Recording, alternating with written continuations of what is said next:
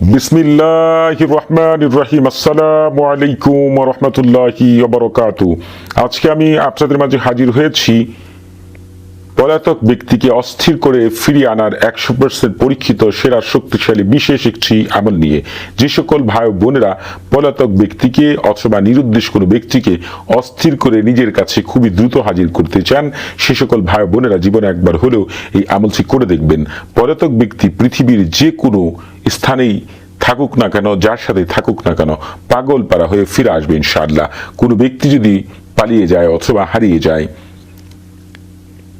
অথবা ইচ্ছাকৃতভাবে তার আত্মীয় স্বজনের কাছে না আসে, তাহলে তাদের কি অবস্থা হয় তা আল্লাহ ছাড়া আর কেউ ভালো জানে না।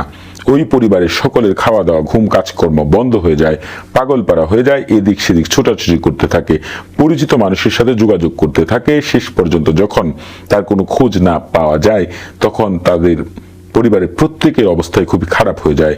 অনেকেই আবার ইচ্ছাকৃতভাবে কারোর সাথে পালিয়ে যায়, এতে অনেক দূরে চলে যায় যেন কেউ তাদের খুঁজে না পায়।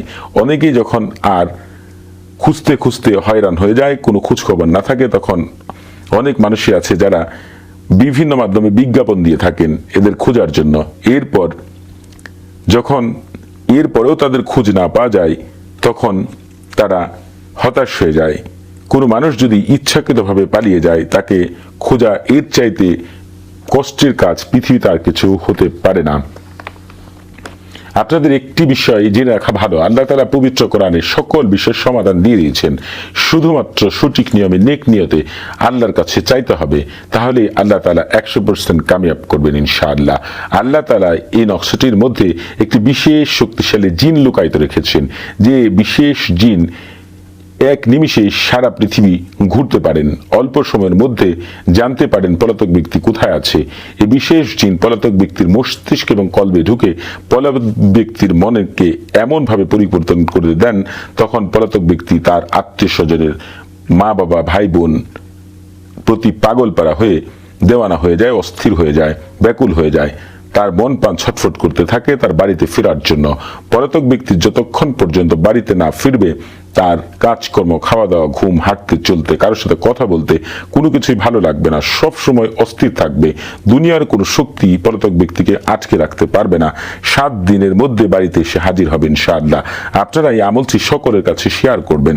এর উসিলাতে আল্লাহ তাআলা আপনাকে এবং আপনার পরিবারকে সারা জীবন সকল অশুভ শক্তি থেকে হেফাজতে রাখবেন ইনশাআল্লাহ।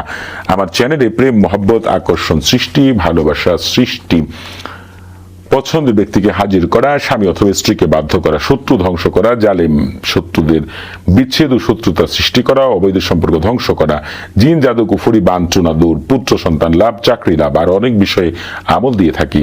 এজন্য আপনারা আমার চ্যানেলটি সাবস্ক্রাইব করে রাখুন। এই আমলটি করার ক্ষেত্রে 10টি ওয়াজিব পালন করবেন, 100% কামিয়াব হবেন ইনশাআল্লাহ। প্রথমে আপনারা আমার কাছ থেকে ইজাজত নিয়ে আমলটি শুরু করবেন। ইজাজত দেওয়ার সাথে সাথে আপনাদের জন্য বিশেষ কিছু পাঠাবো ইনশাআল্লাহ। প্রতিটি ভিডিও শেষে আমার নাম্বার দেওয়া আছে।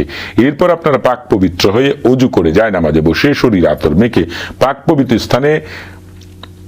পবিত্র স্থানে জায়নামাজে বসে কিবলামুখী হয়ে মুখে মিষ্টি জাতীয় জিনিস রেখে উত্তম কাপড় পরিধান করে চারদিকে সুগন্ধি ছিটিয়ে চারদিকে আগরবাতি জ্বালিয়ে মনে পূর্ণ বিশ্বাস নিয়ে মনে প্রাণে পলাতক ব্যক্তির কথা স্মরণ করে নির্জন নিরিবিলি স্থানে বসে জাফরান কালি দ্বারা সাদা কাগজ অথবা পলাতক ব্যক্তির জামার উপরে এই নকশাটি লিখবেন।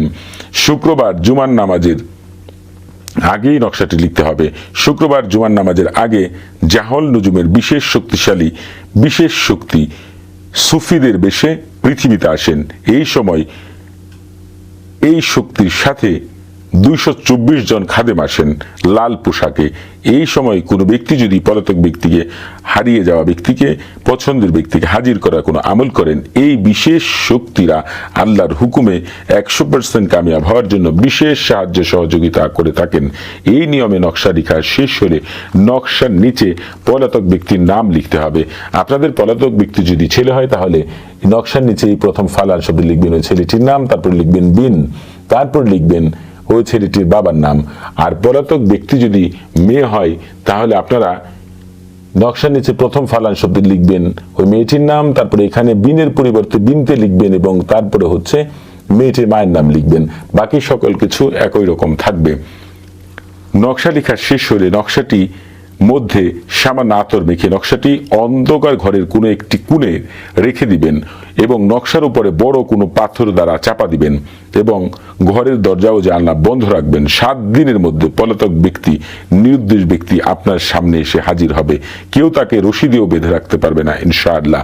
আপনাদের বুঝতে কোনো প্রকার সমস্যা হলে